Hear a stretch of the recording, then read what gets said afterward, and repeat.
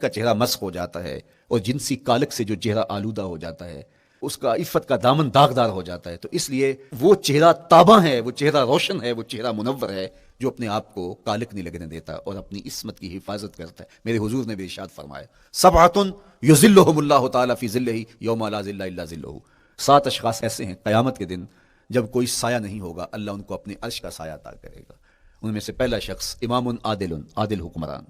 دوسرا شخص وشاب نشأ فی عبادت اللہ، وہ جوان جس کی جوانی اللہ کی عبادت میں بسر ہوئی. تیسرا وہ شخص ورجل قلبہ معلق بالمساجد، وہ شخص جس کا دل مسجد میں لگتا ہے، مسجد میں جمتا ہے.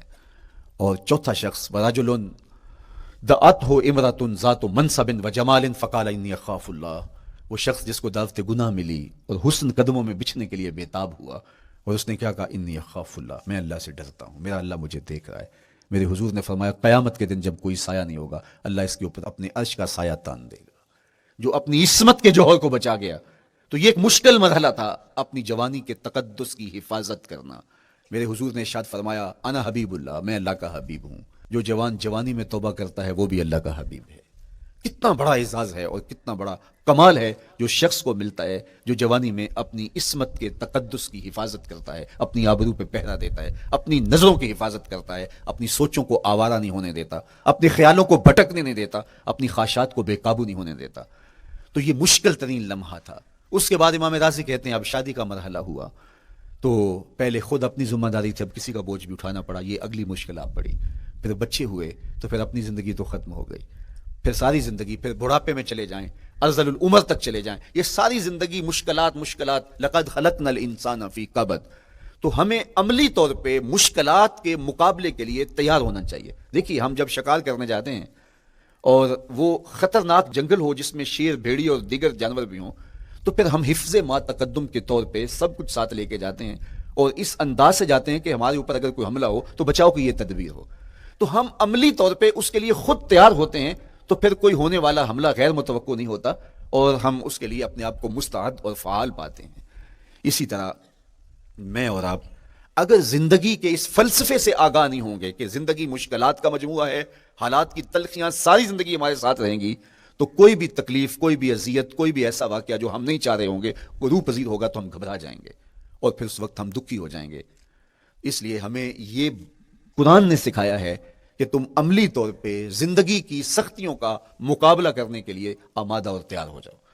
قرآن مجید میں جو صبر کا لفظ ہے اس کا مفہوم یہ ہے کہ حالات کی جو تلخیاں تمہارے اوپر آتی ہیں، وہ غربت بھی ہو سکتی ہے، وہ بیماری بھی ہو سکتی ہے، وہ لوگوں کی عداوت اور دشمنی بھی ہو سکتی ہے، وہ اور بہت ساری چیزیں ہوتی ہیں، وہ جنگوں کی حالت کا بپا ہو جانا اور تمہارا دشمنوں کے نرغے میں گر جانا، یہ سب کچھ ہو سکتا ہے. تو اس کے اوپر استقامت کے ساتھ تم کھڑے رہو اور تم ان کو برداشت کرنے کی اپنے اندر ہمت اور حوصلہ رکھو، تو پھر وہ تمہارا صبر ہوگا. اور یہ قوت اگر تمہارے اندر پیدا ہو جاتی ہے تو پھر تمہاری زندگی آسان اور سوکھی ہو جاتی ہے. لیکن اگر یہ دولت تمہیں نصیب نہیں ہوتی تو پھر ساری زندگی دکھوں اور شکووں سے بھری رہتی. اس لیے ہمیں یہ چیز سیکھ لینی چاہیے کہ زندگی نام ہی مشکلات سے نہ برد آزما رہنے کا ہے. عملی طور پہ ہم دیکھو، ہمیں پتہ ہے سردی آ رہی ہے تو اس کا ہم پہلے انتظام کرتے ہیں، تو سردی ہمیں دکھی نہیں پھر کرتی، ہم سردی سے بھی لطف لیتے ہیں، موسم برسات سے بھی مزہ لیتے ہیں، اور گرمی سے بھی ہم ایک حاص حاصل کر لیتے ہیں اگر ہم اس کو جو ہے اس کے لیے عملی طور پہ اپنے آپ کو تیار کر لیں. لیکن اگر ہم اس کے لیے تیاری نہیں کریں گے تو سوائے گھبراہٹ کے اور کچھ نہیں ہوگا. تو مجھے اور آپ کو عملاً اپنے آپ کو اس بات کے لیے آمادہ کرنا پڑے گا کہ زندگی ان حالات کی تلخیوں سے ٹکرانے کا نام ہے اور ساری زندگی ہمیں ان مراحل سے گزرتے رہنا پڑے گا. اور قرآن نے جو ہے وہ 3 قسمیں کر کے، اور 3 قسمیں بھی شہر مکہ کی اور محبوب کریم کے پاکیزہ وجود اور جناب ابراہیم علیہ الصلوۃ والسلام کی، تاکہ تمہیں پتہ چلے جب ان کو بھی ان مراحل سے گزرنا پڑا میں اور آپ کیا بیچتے ہیں. اس لیے ہمیں اپنی زندگی کو ان راہوں پہ ڈالتے ہوئے صبر اور استقامت، اب صبر اور استقامت کی دولت ہمیں کیسے نصیب ہوگی، یہ دولت کس طرح، یہ قوت راسخہ ہمارے اندر کیسے پیدا ہوگی اور کس طرح ہمارے من کے اندر یہ چیزیں سمائے گی.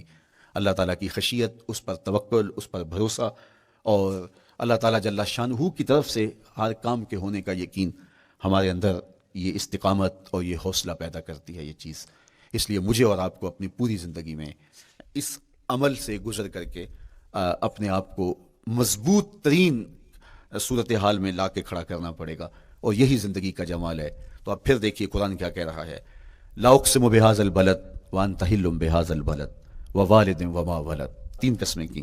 اس کے بعد ارشاد فرمایا لقد خلقنا الانسان فی کبد، ہم نے انسان کو مشکلوں میں، مصائب میں، آلام میں رہتا ہوا پیدا کیا.